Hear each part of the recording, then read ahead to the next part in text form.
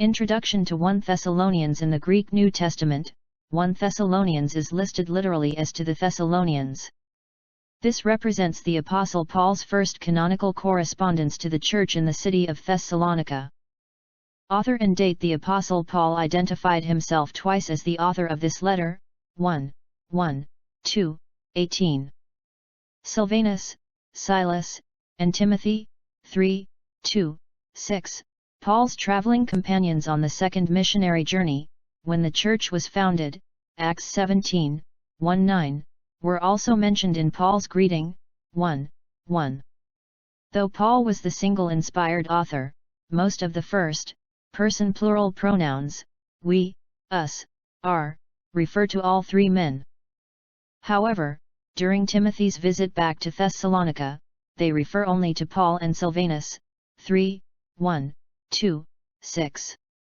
Paul commonly used such editorial plurals because the letters came with the full support of his companions.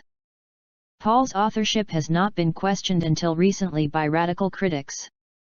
Their attempts to undermine Pauline authorship has failed in light of the combined weight of evidence favoring Paul, such as 1. The direct assertions of Paul's authorship, 1, 2, 18, 2. The letter's perfect correlation with Paul's travels in Acts 16:18, 3. The multitude of intimate details regarding Paul, and 4. The confirmation by multiple, early historical verifications, starting with Marcion's canon in AD 140. The first of Paul's two letters written from Corinth to the church at Thessalonica is dated ca. AD 51. This date has been archaeologically verified by an inscription in the Temple of Apollos at Delphi, near Corinth, which dates Gallio's service as proconsul in Achaia to AD 51-52, Acts 18, 12-17. Since Paul's letter to the churches of Galatia was probably written ca. AD 49-50, this was his second piece of canonical correspondence. Background and setting. Thessalonica, modern Salonika, lies near the ancient site of Therma on the Thermaic Gulf at the northern reaches of the Aegean Sea. This city became the capital of Macedonia, ca. 168 BC, and enjoyed the status of a free city, which was ruled by its own citizenry, Acts 17, 6, under the Roman Empire. Because it was located on the main east-west highway, via Egnatia, Thessalonica served as the hub of political and commercial activity in Macedonia and became known as the mother of all Macedonia. The population in Paul's day reached 200,000 people.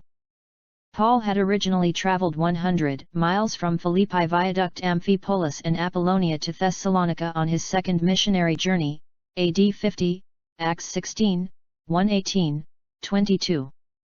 As was his custom upon arrival, he sought out the synagogue in which to teach the local Jews the gospel, Acts 17, 1-2. On that occasion, he dialogued with them from the Old Testament concerning Christ's death and resurrection in order to prove that Jesus of Nazareth was truly the promised Messiah, Acts 17, 2, 3. Some Jews believed, and soon after Hellenistic proselytes and some wealthy women of the community also were converted, Acts 17, 4. Mentioned among these new believers were Jason, Acts 17, 5, Gaius, Acts 19, 29, Aristarchus, Acts 20, 4, and Secundus, Acts 20, 4. Because of their effective ministry, the Jews had Paul's team evicted from the city, Acts 17, 5-9, so they went south to evangelize Berea, Acts 17, 10. There Paul had a similar experience to Thessalonica, with conversions followed by hostility, so the believers sent Paul away. He headed for Athens, while Silvanus and Timothy remained in Berea, Acts 17, 11-14.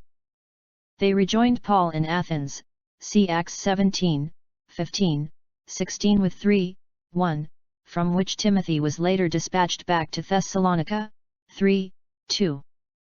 Apparently, Silas traveled afterwards from Athens to Philippi while Paul journeyed alone to Corinth, Acts 18, 1. It was after Timothy and Silvanus rejoined Paul in Corinth, Acts 18, 5, that he wrote 1 Thessalonians in response to Timothy's good report of the church. Paul undoubtedly had multiple reasons for writing, all coming out of his supreme concern for the flock from which he had been separated. Some of Paul's purposes clearly included: 1. Encouraging the church, 1. 2:10, 2. Answering false allegations, 2. 1:12, 3. Comforting the persecuted flock, 2. 13:16, 4. Expressing his joy in their faith, 2. 17:3, 13, 5. Reminding them of the importance of moral purity, 4. 1:8, 6. Condemning the sluggard lifestyle, 4. 9:12, 7. Correcting a wrong understanding of prophetic events, 4. 13:5, 11, 8. Defusing tensions within the flock, 5. 12:15, and 9. Exhorting the flock in the basics of Christian living, 5. 16:22. Historical and theological themes. Both letters to Thessalonica have been referred to as the eschatological epistles. However, in light of their more extensive focus upon the church, they would better be categorized as the church epistles. 5 major themes are woven together in 1 Thessalonians: 1. An apologetic theme with the historical correlation between Acts and 1 Thessalonians, 2. An ecclesiastical theme with the portrayal of a healthy, growing church, 3. A pastoral theme with the example of shepherding activities and attitudes, 4. An eschatological theme with the focus on future events as the church's hope, and 5. A missionary theme with the emphasis on gospel proclamation and church planting.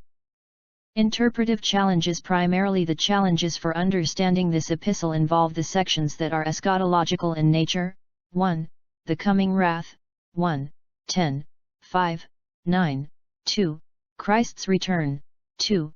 19, 3, 13, 4, 15, 5, 23, 3. The rapture of the church, 4. 13-18, and 4.